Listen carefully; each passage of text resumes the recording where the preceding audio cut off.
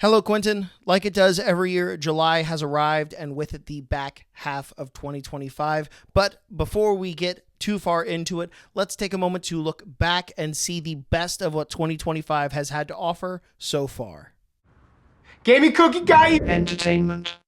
Despite being down overall in movie watching from last year, I have actually watched 45 2025 new release movies to this point, which is actually up from last year, when at this point last year I had seen exactly 0 2025 new release movies and 43 2024 release movies. Overall, I'd say the year's been pretty good, pretty mid overall, if I may say, although with a special exemption to animation. Animation has been killing it for me this year, especially bouncing back from last year, which was kind of a weak one in terms of animation to me. But enough preamble, I want to get right into it, so we're going to go in reverse order from 10 to 1. Starting with number 10, The Phoenician Scheme, directed by Wes Anderson. Following an attempt on his life, Zaza Corda, played by Benicio del Toro, takes on his most ambitious project to date, the titular Phoenician Scheme. This is a Wes Anderson movie through and through, and if you know what that means and you like that kind of stuff, then voila, you will like this movie as I did. If you know what that means and you're not into it, then this probably won't be the movie that changes your mind in terms of Wes Anderson. Now, if you have no idea what it means when I say this is a Wes Anderson movie, well, there's really no other way to explain it than just saying, hey, go see it for yourself and decide if this is something for you. I will say, while it has been really fun lately in Wes's career to see him gather these giant casts of characters, I am starting to miss the more focused days of Wes Anderson movies, though I did like this better than his last giant movie, Asteroid City, since the extra characters in this movie were more as vignettes while we stayed on the main trio of characters. That main trio notably including possibly my favorite Michael Cera performance to date. Okay, yes, but I'm doing a strategy. Listen carefully. Is this supposed to be here? It was under the lunch trolley. Oh dear. How much time does it say? 18 minutes. Perfectly fine. We land in 10. Myself, I feel very safe. At number 9 is The Brutalist, directed by Brady Corbett. This movie follows fictional architect Laszlo Toth upon fleeing World War II Europe and trying to make his way in America under a new wealthy benefactor. And yes, I know this movie was eligible for this past year's Oscars, but it had its American-wide released on January 24th. So I don't know how I would have seen this movie in time to include on 2024's list, so it's here. And now that it's here, I understand that this was a movie to be reckoned with. Now, a lot of movies make it high on my list for surprising me or making me feel a combination of emotions, happy, sad, something like that. This movie climbs up my list strictly because it's a rare sort of thing. It's just a super technically impressive movie. Like perfect musical score, perfect cinematography, perfect acting from the entire cast, all the way down the cast list. And it is only at number 9 on my list because I didn't, quote, like it. It doesn't give me, quote, good feelings. But that should stand as an even greater testament to this movie, that it is on this list in spite of itself. A journalist. Cultural? Foreign affairs. Well, perhaps you can help your husband sound less like he shines shoes for a wage. Haven't you told them anything about me? Laszlo, how long have you been here now? 4, 5 years? You have no excuse anymore. I'm sorry, I got a little carried away there. Will you please pass that back? At number 8 is One of Them Days, directed by Lawrence Lamont. Besties and roommates Drew and Alyssa race against the clock to pay off their rent and avoid eviction, and hijinks ensue in One of Them Days. Despite being only one slot higher, this movie might just be the complete opposite of The Brutalist. And not because it's like a poorly made movie or anything, but because this movie is only on this list because the vibes are immaculate. This is a movie about friendship and community, but first and foremost, this movie is a comedy. And ask anybody I know, I am not really just like a straight up comedy fan. In fact, you're not going to find another pure comedic movie in all of my top 15, let alone top 10. But one of them days was able to deliver me my favorite comedy of the year and a great time in the theater on opening week. Of course, comedy, even more than other genres, is subject to personal opinion, but I happen to like this movie a lot, and that's in no small part thanks to Keke Palmer, who might be like the most charismatic actors working today. Yeah, I'm gonna see your ID so I can run your credit check. Full disclosure, my credit score is currently a little... No, it doesn't matter. As long as you have a job, arms and a leg, the system will approve you, you know.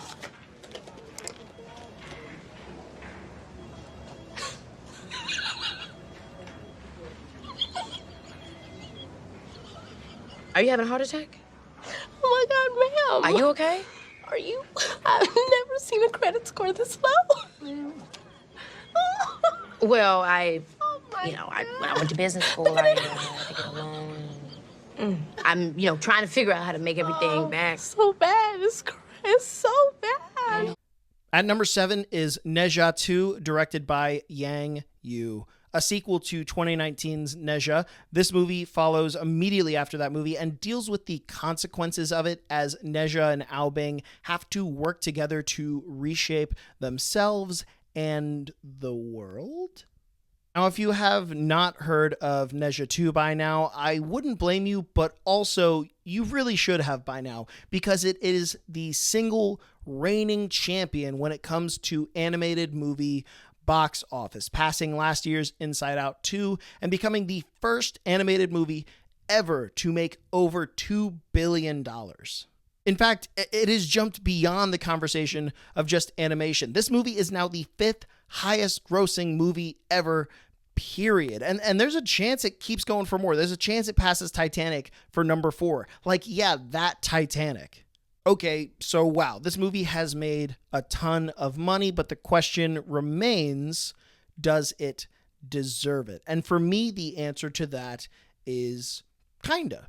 This movie is a tale of two halves for me. Like, the first half is pretty standard kids movie animation. It's most akin to like DreamWorks or even Illumination with some of its art direction and sense of humor. But the back half of this movie suddenly becomes like this Avengers level epic action movie that really blew me away. And it's something I'm glad I got a chance to see in theaters. So yeah, for now, it's gonna stay at number 7, wrestling with these two halves of the movie. And it'll probably take a rewatch and some more time for me to decide where it's ultimately going to land on the year. 我乃哪吒三太子，能降妖来，会作诗。今日到此除奸恶，尔等妖孽快受刑！来吧，少爷们来啦！ At number 6 is Wallace and Gromit, Vengeance Most Fowl, directed by Merlin Crossingham and Nick Park. Wallace and Gromit fight AI and a chicken. That's the movie summary. This movie is just a delight from start to finish. Like that same Wallace and Gromit humor, that charm with Aardman at their absolute peak when it comes to visual finesse. Like, I can't think of a single person who wouldn't enjoy this movie. Like, sometimes it's just as simple as that.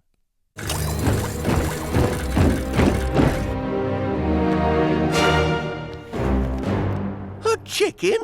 Behind all this? Good grief. It's you. Again. And now, out of 45 movies, we have reached the top 5. So at number 5 is Marvel's Thunderbolts / The New Avengers, directed by Jake Schreier. A ragtag team of heroes have come together to face their pasts and a new existential threat. What can I say? I love my depressed Avengers, and I am so sad that this movie flopped. I wish we were still in the days of renting movies, because I think this would have been great. I think this would have done numbers at blockbusters across the country, and instead it'll probably get buried on Disney Plus, just like everything else. And then Robert Downey Jr. will get paid $1 billion to star as every member of the X-Men. But I'm going to set my pessimism aside for the moment, because in a way, that's what Thunderbolts is all about. This movie to me was a return to the best of what Marvel movies can be. It was visually sound. It made me care about its characters, and I hope we get movies like it. But even if we don't, I can at least be happy that this movie exists. There's something wrong with me. An emptiness. I thought it started when my sister died, but now it feels like something bigger. Just a void. And number 4 is Materialists, directed by Celine Song. This movie is about the professional and personal life of Lucy, a matchmaker in New York City. Celine Song only has 2 movies in her directorial credits, but she has already done something that I thought to this point was impossible. She made a movie that stars Dakota Johnson that I happen to quite like.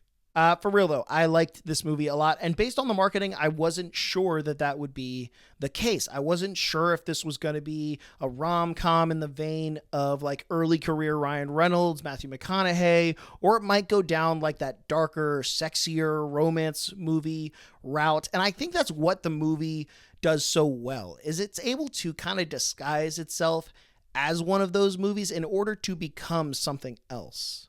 Now, it's not a perfect movie, and it is probably the one that's most at risk of sliding down this list, thanks to it being seen pretty recently, but I was really impressed with this movie regardless, and I will happily throw it on rotation for a rewatch. I mean, it's got Chris Evans and Pedro Pascal. What else could you want? I make 80 grand a year before taxes. Do you make more or less than that? More. I know. Finance, right? Private equity. Do you want a drink? Sure. What do you want? Coke and beer.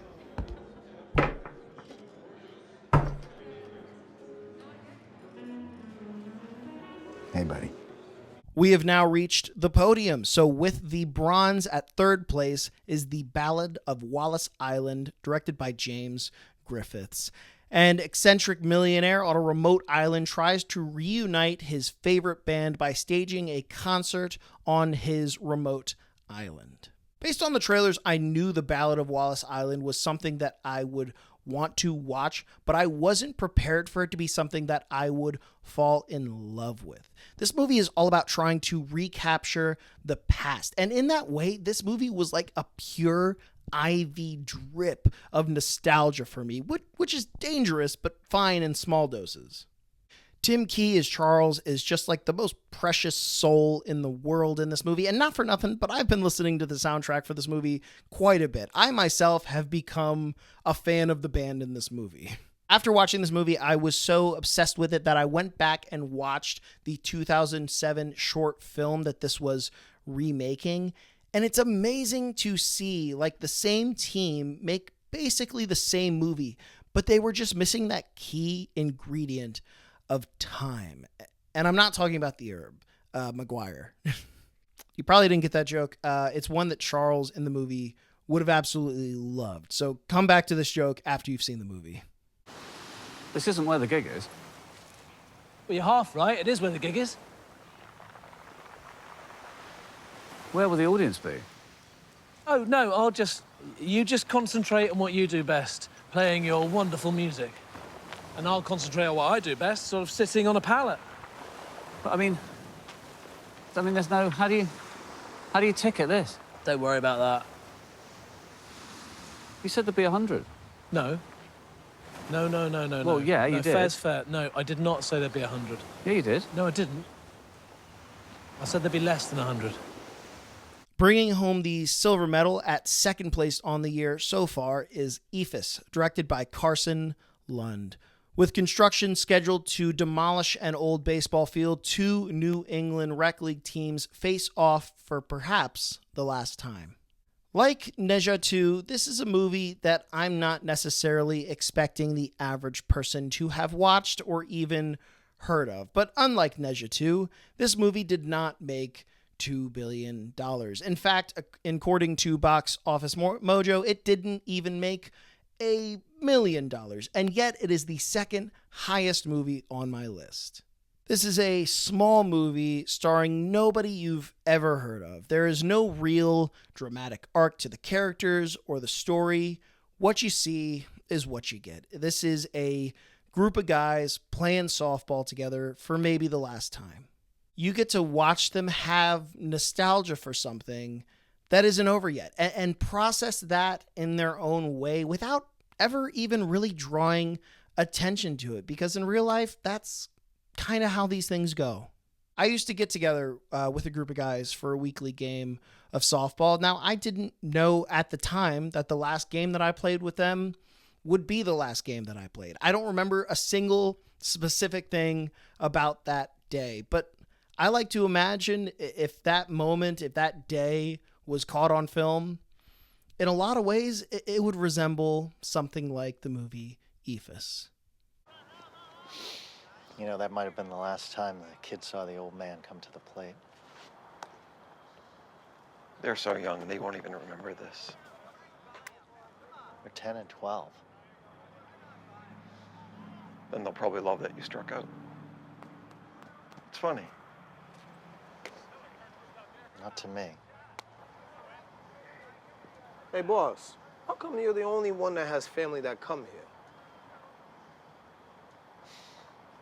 And finally, the moment we've been waiting for, bringing home the gold. My favorite movie of 2025 so far is Lost in Starlight, directed by Han Ji-won.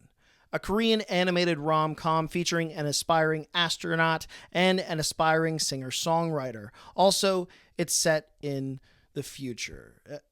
Am I bad at describing movie plots? Tell me honestly. I think I might be bad at this. To explain why this is my favorite movie of the year, I'm going to have to describe a meme. It's that one meme where I'm going to call it they enter gamer mode. It's just that simple one of the guy sitting back in a chair with a controller, and suddenly, it's time to turn on the gas, he sits up with the controller. That's what it felt like when I was watching this movie. I just kicked it on a random Friday afternoon, Friday evening. It had just come out, didn't know what it was, eating some dinner, watching a movie, and without even really realizing it, I put down my food, I put down my phone, and I just got enraptured by this movie. And I cannot describe that feeling to you accurately. I wish I could bottle that feeling up and present it to you, but I can't, because that is, in a lot of ways, why I watch so many movies. I am chasing the exact feeling that Lost in Starlight gave me. That feeling of, out of nowhere, I now care about these people in this story. And it's not like an overly complicated story. It's a pretty standard, pretty cut and dry rom-com by all accounts. I mean, yeah, it's got some sci-fi elements. That's why it's animated. But really, this story is nothing special. And yet, the way it is delivered, the way it is acted, and especially the absolutely fantastic way it is animated, made this movie an amazing experience. Also, it's got truly an amazing soundtrack, which only helps to support all those other great elements I was talking about. And for all those reasons and more, that is why Lost in Starlight is my favorite movie of 2025 so far. Will it stay there? Well, time will tell. Operation in 3, 2,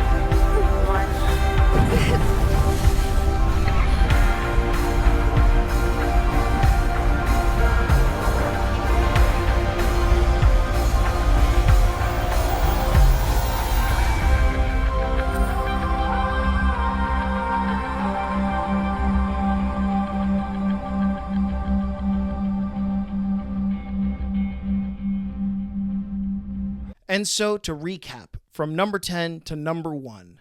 Number 10, The Phoenician Scheme. Number 9, The Brutalist. Number 8, One of Them Days. Number 7, Neja 2. Number 6, Wallace and Gromit, Vengeance Most Fowl. Number 5, Thunderbolts. Number 4, Materialists. Number 3, The Ballad of Wallis Island. Number 2, Eephus. And number 1, Lost in Starlight. Thank you so much for watching. Please, if you happen to watch any of these movies, let me know if you hopefully enjoy them. Let me know if you enjoy them in the comments below. Let me know if you hate them in the comments below. And tell me what I should have been watching instead. What have you most enjoyed watching in 2025? And tell me, what are you looking forward to in the 6 months ahead? I for sure will be trying to get to every movie I can, and I am so looking forward to the ones like Lost in Starlight that I had no idea about. But anyway, I guess I will tell you all about those when I talk to you again in January. Until then, have a great rest of your year. I'll see you then.